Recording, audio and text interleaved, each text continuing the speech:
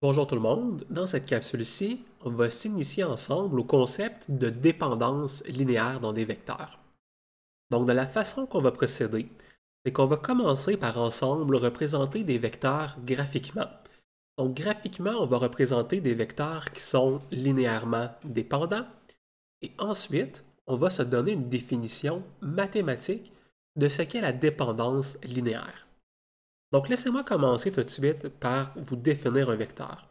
Appelons-le notre vecteur A.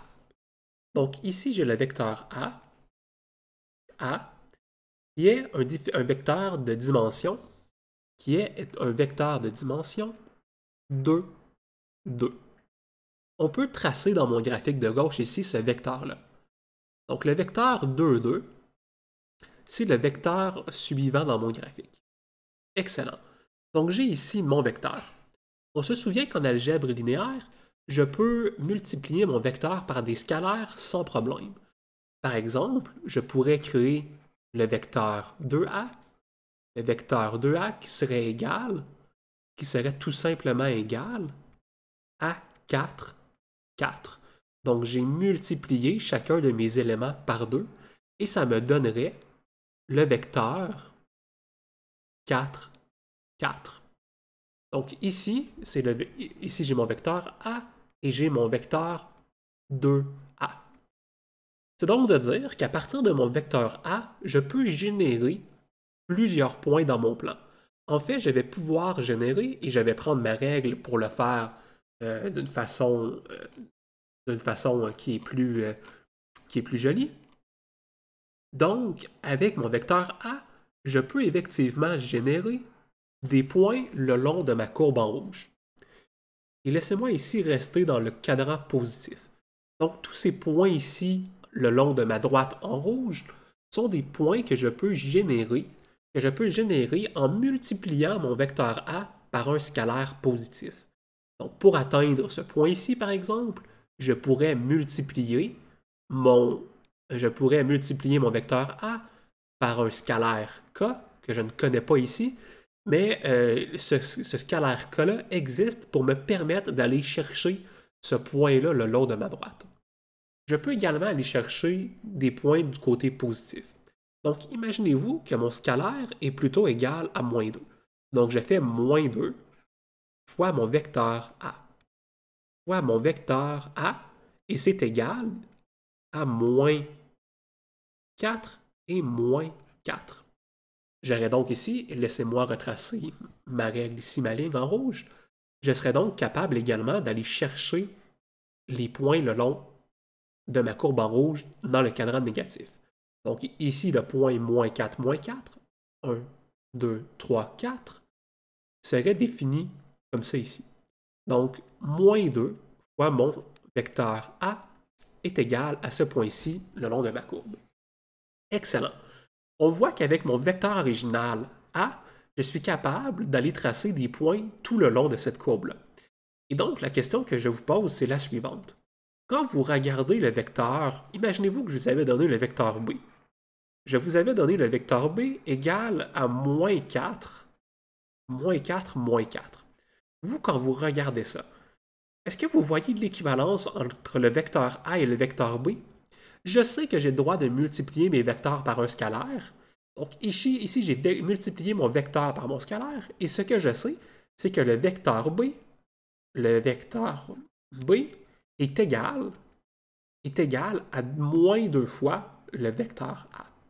Donc ici, on a un problème.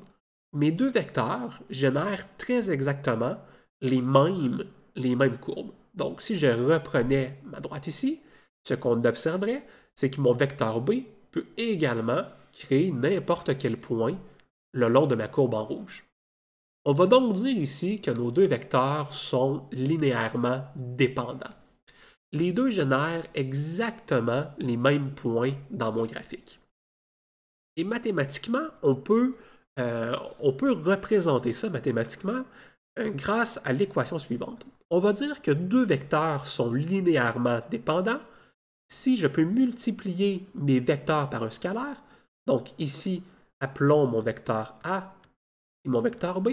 Donc si je peux additionner mes deux vecteurs, par un scalaire, en les multipliant par un scalaire, B ici, et que la somme de ces vecteurs-là soit égale à 0.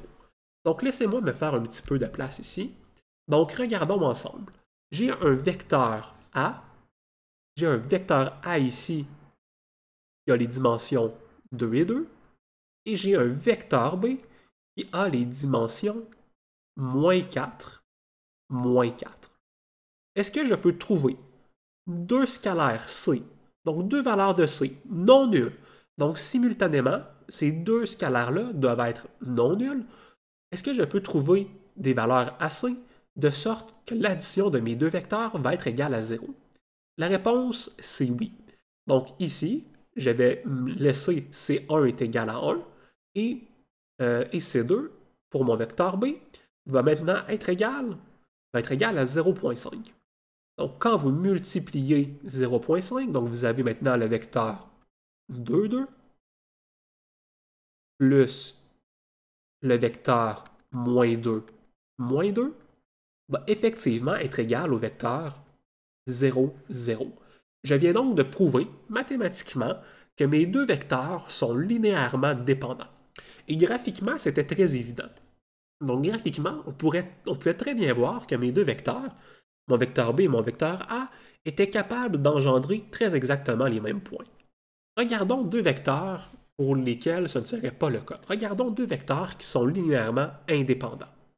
Donc je vais tracer un premier vecteur A, en bleu ici, qui va avoir les dimensions suivantes, 2 et 2, et je vais tracer un vecteur B qui va avoir les dimensions 2 et moins 2. Ce sont deux vecteurs qui vont être indépendants. Donc graphiquement, laissez-moi commencer par tracer mon vecteur A, et j'emmène ma règle pour avoir des beaux vecteurs.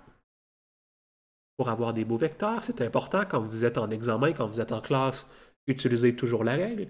Il n'y a rien de plus fatigant que quelqu'un qui trace des lignes à main levée. Donc j'ai mon vecteur A ici, et j'ai mon vecteur B. Traçons mon vecteur B. Excellent. Voyez maintenant que ces deux vecteurs-là, graphiquement, vous êtes capable de constater que ces deux vecteurs-là vont engendrer des espaces graphiques différents.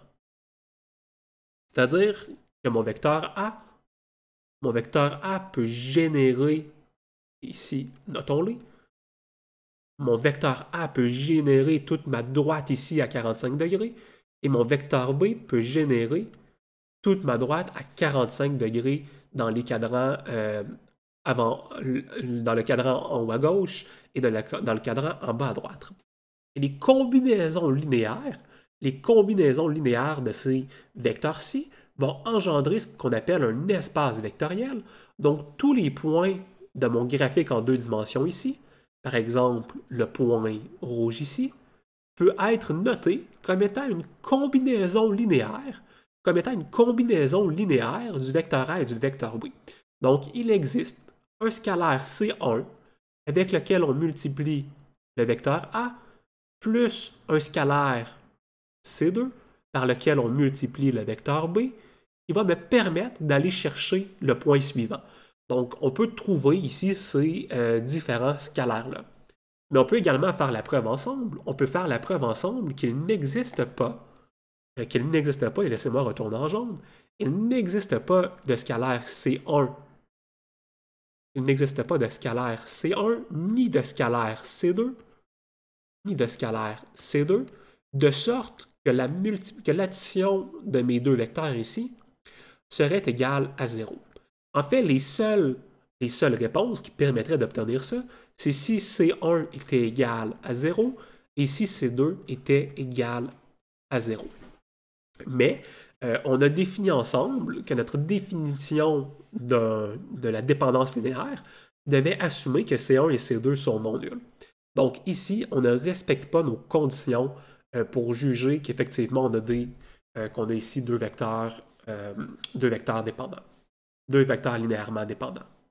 Donc j'espère que ça clarifie pour vous le concept de dépendance linéaire Si vous avez davantage de questions, n'hésitez pas à les poser dans les commentaires. Ça va me faire plaisir d'y répondre en temps et lieu.